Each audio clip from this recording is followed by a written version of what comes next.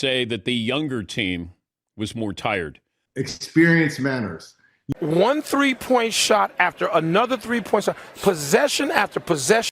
I thought Wemby looked gassed at the end of most of these games. San Antonio Spurs team, but the Knicks get a couple more stops. Wemby with the three, nails it. Josh Hart couldn't deliver the ball. It's a great cut right there by Shamet, though. Good ball movement. Towns takes the three, finds Brunson, extra pass. Shamet off the bounce inside, layup blocked by Wemby. Vassell gets away. Shamet in pursuit. Wembanyama against Robinson goes inside on the left-handed slam. What does it feel like to watch the most talented player on the floor lose? Not because he wasn't good enough, not because the other team was better on paper, not because the scouting report failed him, but because his body had nothing left, because the moment was too big, because nobody around him had ever been here before, and it showed. Victor Wembanyama is a generational talent. Everybody knows that. 7'5", wingspan that breaks every chart ever made, a skill set that shouldn't exist at that size, and in the 2026 NBA Finals, he ran out of gas. Reggie Miller saw it coming before the series even started. This is the story of what youth costs and what experience buys. I looked at the Spurs, Reg, and it sounds strange to say that the younger team was more tired. I thought Wemby looked gassed at the end of most of these games. Some versatility, so important. Wembanyama takes the three, now drives on Robinson, gets inside, layup is good. Castle to drive, Anunoby right there. Wembanyama with a thunderous slam. Here's the thing about Victor Wembanyama that nobody wants to say out loud. In the 2026 NBA Finals, the most gifted player on the floor was also the most exhausted one. Reggie Miller said it straight, no sugarcoating, no diplomatic dance around the truth. He looked at the Spurs and said something that sounded strange. The younger team was more tired. Think about that.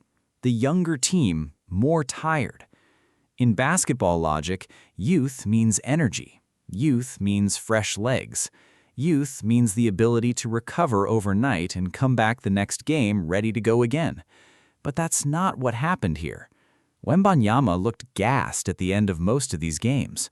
Not one game, not a bad night here and there, most of them. And when the biggest moments of the biggest series of his young career arrived, when the fourth quarter hit and everything was on the line, Wemby had nothing left in the tank.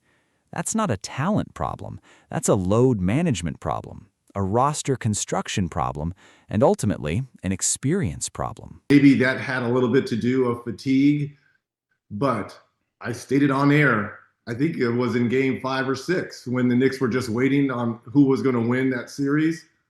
I said, it doesn't matter who wins here in the Western Conference. The Knicks were going to win. You could just see how cohesive the Knicks had been playing. Three, particularly just getting his hands on the basketball. Devin Vassell right off the bench, gets inside, floats it up, shot short. Wembanyama tips it in.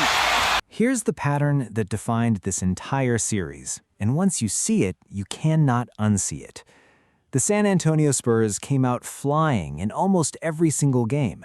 First quarters, dominant. First halves, dominant. Building double-digit leads, making the Garden go quiet, making national media question whether the Knicks had any answer at all. And then the fourth quarter arrived, and it all fell apart. Reggie Miller called it precisely. They dominated for most of these games. They just didn't dominate when they needed to. That sentence right there is the entire autopsy of this Spurs season. Because in the finals, early leads don't go in the trophy case. First quarter dominance doesn't get banner raised to the rafters. What matters is the final 8 minutes, the final 4 minutes, the final possession with everything on the line. And possession after possession, when those moments arrived, the Spurs reverted. Rushed three-point attempts, shaky free throws, decision-making that veteran teams simply don't make. They had the talent to build the lead. They didn't have the experience to protect it. Game after game, same story, same result. Youth is electric in April. Youth is dangerous in May. But youth in June, on the final stage, it costs you. Maybe that had a little bit to do of fatigue, but I stated on air, I think it was in game 5 or 6 when the Knicks were just waiting on who was going to win that series. I said, it doesn't matter who wins here in the Western Conference. The Knicks were going to win. You could just see how cohesive the Knicks had been playing. And here's what separates Reggie Miller's analysis from everyone else talking about this series after the fact. He didn't say this after Game 5. He didn't say this after the comeback in Game 4. He didn't wait for the evidence to pile up before making his call. He said it during the Western Conference Finals, while San Antonio was still fighting for the right to face New York, while the league was debating who the Spurs would match up with, how Wembanyama's size would cause problems, whether youth and athleticism could overcome experience. Reggie Miller was already done with that conversation. He said it on air, clearly, without hesitation. It doesn't matter who wins out west. The Knicks are going to win. You could just see how cohesive New York had been playing. Let that sit for a second. He didn't say the Knicks might win. He didn't say they had a good chance. He said you could see it, already, before the matchup was even set. Because Reggie understood something that the highlight packages and the stat comparisons couldn't capture. Cohesion beats talent when the talent is raw. System beats athleticism when the athleticism is unrefined. And experience, real, hard-earned, playoff-tested experience, beats youth on the biggest stage almost every single time. Wembanyama is going to be one of the greatest players this league has ever seen, but in June 2026, he wasn't ready for what New York brought to that floor. Reggie Miller already knew that. He just said it out loud. To have Chris Paul at the end of that bench as a point guard, I think that would have helped De'Aaron Fox. That would have helped Stephon Castle. Now here's where Reggie Miller goes deeper than just calling the result. He identifies the exact thing San Antonio was missing. And it wasn't a scorer, it wasn't a shooter, it wasn't another athletic wing or a rim protector. It was a voice. When the Clippers let Chris Paul go, and Paul had already spent a season with the San Antonio Spurs, Reggie said San Antonio should have picked him up. Not as a starter, not as a featured player, just as an insurance veteran at the end of the bench. And here's why that matters more than it sounds. In the final minutes of close finals games, when De'Aaron Fox is pressing, when Stephon Castle is second-guessing his reads, when Dylan Harper is trying to figure out the right play against a defense that's already seen everything he has, what do you need? You need someone who has been there, someone who has survived this exact pressure before.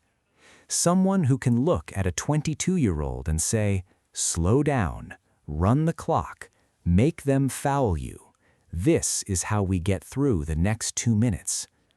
Chris Paul is literally the greatest point guard in NBA history at doing exactly that. Instead, the Spurs had veterans who were solid, Bismack Biyombo, Kelly Oubre, good professionals, respected locker room presences, but none of them are the voice you lean on when the NBA Finals is slipping away in real time. Reggie wasn't saying Chris Paul changes the entire series. He was saying one voice, one experienced, championship-tested voice at the end of that bench might have changed 1 or 2 possessions. In a series this close, 1 or 2 possessions is everything. To me, Dylan Harper was the best, most consistent Spurs player in that series, in those 5 games. Wemby got all the attention, but to me, Dylan Harper was the most consistent player. And then Reggie Miller said something that almost nobody in national media was saying during this series. He said Dylan Harper was the most consistent Spurs player in the NBA Finals. Not Wembanyama, not De'Aaron Fox, not Stephon Castle. Dylan Harper, the rookie, the kid nobody outside of hardcore NBA circles was talking about entering this series. The player whose name was almost always the 3rd or 4th one mentioned whenever San Antonio's core came up in conversation. And Reggie saw it clearly. While Wembanyama was getting every camera angle, every highlight, every breathless national media segment about generational talent. Harper was quietly being the steadiest, most reliable, most impactful Spur night after night. Think about what that says about this Spurs team going forward. Because if Dylan Harper, as a rookie in his first NBA Finals against the most experienced and cohesive Knicks team in decades, was the most consistent player on his roster, that kid has a ceiling that should terrify every other team in this league for the next decade. But here's the painful flip side of that truth. The player who was supposed to be the guy, the generational talent, the face of the franchise, the reason San Antonio is the most exciting young team in basketball, Wembanyama got all the attention and couldn't sustain it when the stage got brightest. Not because he's not talented enough, he clearly is. Not because he doesn't work hard enough, nobody who watches him doubts that for a second. But because being the best player in the building at 22 years old in the NBA Finals requires something that no amount of physical gifts can fast-track. It requires having been there before. It requires knowing what the pressure feels like, so that when it shows up, you don't flinch. Wembanyama flinched.